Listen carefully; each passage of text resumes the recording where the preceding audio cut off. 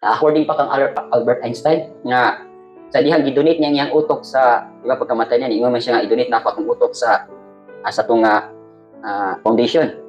Dayon gistudihan nila ang brain ni Einstein.